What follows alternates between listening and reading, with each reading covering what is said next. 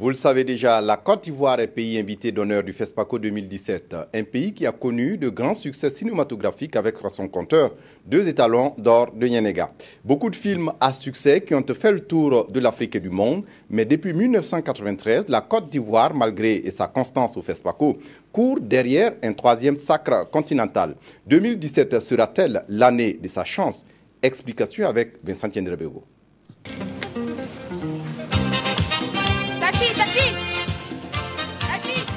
Avis aux cinéastes présents au FESPACO 2017. Attention, les Ivoiriens arrivent. Au bord de la lagune ébriée, les productions cinématographiques ont connu des temps de grands succès. Des films comme Balle poussière de Henri Duparc ont fait le tour des salles. Bien, je vous ai réunis aujourd'hui pour vous dire que je suis vraiment fier de vous. Et je sais que vous aussi, vous êtes fiers de moi.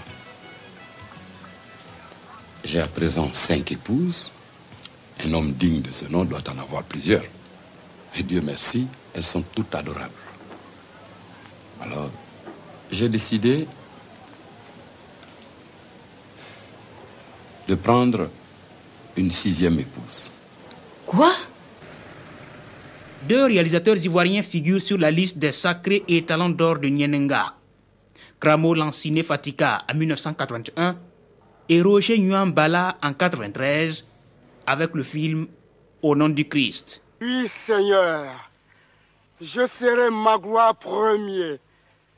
J'accomplirai pour ta gloire la mission que tu m'as confiée jusqu'au bout. En ton nom, au mien, au Saint-Esprit, au salut du peuple. Ces dernières années, la Côte d'Ivoire a connu un boom cinématographique dans divers genres, comme les séries télévisées, à l'image de Ma famille. Des films qui, du coup, ont révélé de grands acteurs comme Michel Gou ou encore Michel Boyiri. En 2013, Michel Boyiri faisait partie du jury officiel du FESPACO dans la catégorie des séries télé. Ah, mais oui. Toi aussi. C'est quoi? Écoute. Laisse. Tu pleures pourquoi? Hein? Si je me retrouve ici dans ton lit là, c'est pas ta faute, Delta. C'est pas ta faute. Pour les autorités ivoiriennes, ce succès est le résultat d'une volonté politique pour l'industrie du cinéma. Pays invités d'honneur du FESPACO 2017, les réalisateurs ivoiriens ont investi toutes les catégories de la compétition et comptent rafler la mise. Évidemment, nous ne partons pas à une compétition pour perdre.